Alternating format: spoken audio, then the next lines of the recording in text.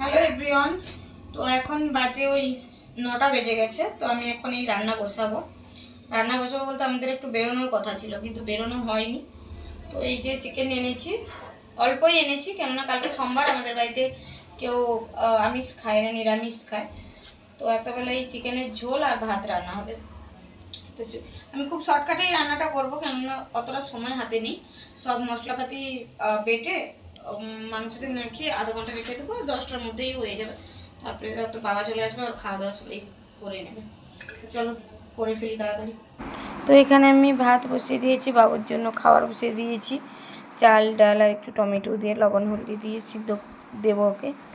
আর এখানে আমি মাংসটাকে ম্যারিনেট করে রেখে দিয়ে দেখছিলাম যে ওরা ভাই বোন কী করতেছে। দেখলাম ওরা খেলা করতেছে, তো ওরা খেলা করতে থাকুক, আমি এখানে রান্নাটা কমপ্লিট করিনি।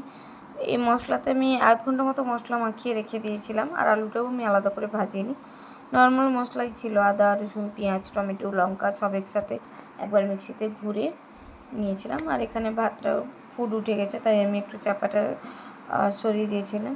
তো এখানে মাংসটাও হয়ে গেছে, জল ঢেলে কিছুক্ষণ ফুটতে দিয়ে দেব। তো ওরা ছিল না, বাসের ফ্ল্যাটে খেলতে গিয়েছিল, তো তাই আমি একবার ঘরটাকে মুছে নিয়ে বিছানাটা করে দিয়েছি। সকালে আমি একবার ঘর মুছি, কিন্তু তবু না, এখন গরমকাল তো ভীষণ ঘরটা গরম লাগে, আর কেমন বাচ্চা খেলাধুলা করে তো ভেতরেই, তাই একটু অপরিষ্কার লাগছিলো, তাই মুছে দিয়েছি। তো আমি রান্না হয়ে গেছে আমার, আমি এখনই ওই পাশের ফ্ল্যাটে ওরা গেছে খেলা করতে, ডাকতে যাব, গিয়ে ওরা খেয়ে নেবে। এখানে আমি বিছানা করে হচ্ছে, আর ওরা যাওয়ার পরে ঘরটা খালি ছিল, তো আমি মুছে নিয়েছি। সকালবেলা মুছেছি, কি জানি এখন ভীষণ নোংরা লাগছিল ঘরটাকে দেখতে, তো তাই আমি ঘরটাও মুছে নিলাম, একটু গুছিয়ে দিলাম। যতক্ষণ এবারে বাবু যদি জেগে থাকে আবার অগোছালো হবে, আবার গোছাতে হবে, যেমন ছোটো বাচ্চারা থাকলে যেটা হয় আর কি।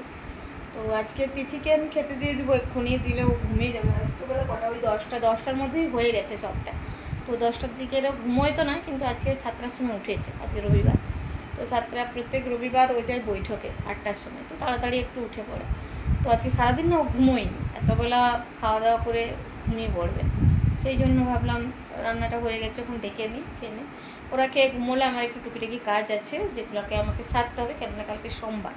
তো উঠতে উঠতে প্রায় আমাদের 6টা বা 7টা তো বেজেই যায়। তো তারপরে সব কাজটা সামলানো একটু মুশকিল হয়ে যায় আমার জন্য, ছোটো বাচ্চা আছে তো। তো সেই জন্য বাসন তো আমি ধুয়ে রেখে দিয়েছিলাম, তুলে রাখিনি, কেননা এই যে চিকেন রান্না, আজকে চিকেন রান্না হচ্ছে, তো সোমবার দিন কি আমার খালি মনে হয় যে ওতে বোধহয় ছোঁয়া লেগে গেছে।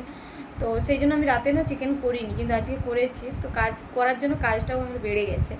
তো আমি ওই বাসনগুলোকে আগে তুলে রাখবো, রান্না হওয়ার পরে পুরো রান্নাঘর পরিষ্কার করবো, বাসনগুলোকে তুলে রাখতে হবে, দেখা যাক কী করে। তো আমার ব্লগটা এই এতটা অবধি, বাই বাই।